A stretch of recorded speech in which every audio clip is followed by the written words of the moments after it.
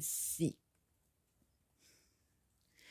Si monsieur Boniface, le voisin de mon grand-père et de ma grand-mère, n'était pas allé à la pêche, il n'aurait jamais glissé sur un gros caillou et ne serait pas tombé dans l'eau de la rivière. Splatch!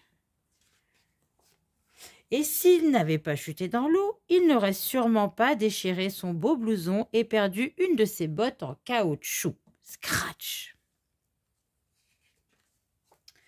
Et si son blouson n'avait pas été fichu, et si sa botte gauche n'avait pas été emportée par le courant, monsieur Boniface n'aurait pas fourré dans un vieux sac le vêtement déchiré et la botte unique. Burk! Et si le vieux sac n'avait pas été rangé dans la cabane au fond du jardin, monsieur Boniface, le voisin de mon grand-père et de ma grand-mère, n'aurait pas pu s'en servir pour habiller l'épouvantail qu'il décida de planter au pied de son cerisier pour éloigner les merles. Vlan!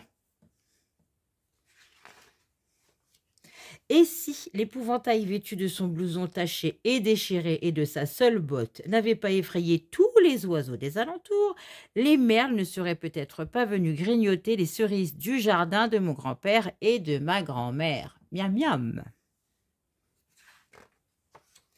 Oui, mais justement, si les merles n'avaient pas commencé à tout dévorer dans le cerisier, mon papa ne serait jamais grimpé sur l'échelle pour cueillir très vite les fruits qui restaient encore sur l'arbre. Oh, is! Et si mon papa n'avait pas grimpé là si vite dans le cerisier de ses parents trop vite, il ne se serait sûrement pas cassé la margoulette avec son panier. Badaboum! Et si sous le cerisier il n'y avait pas eu la brouette de grand-père, mon papa en tombant ne se serait pas cassé la jambe. Aïe! Et donc, si sa jambe n'avait pas été cassée, on n'aurait pas eu besoin de transporter mon papa vers l'hôpital. Pimpon, pimpon. Alors moi, je suis content que monsieur Boniface soit allé pêcher, qu'il soit tombé dans la rivière, qu'il ait déchiré son vêtement et que le courant lui ait volé sa botte. Que son épouvantail ait chassé les merles dans le cerisier de mon papy et de ma mamie, que mon papa se soit précipité pour sauver les cerises, qu'il soit tombé de l'échelle et qu'il se soit cassé la jambe pour qu'on l'emmène à l'hôpital.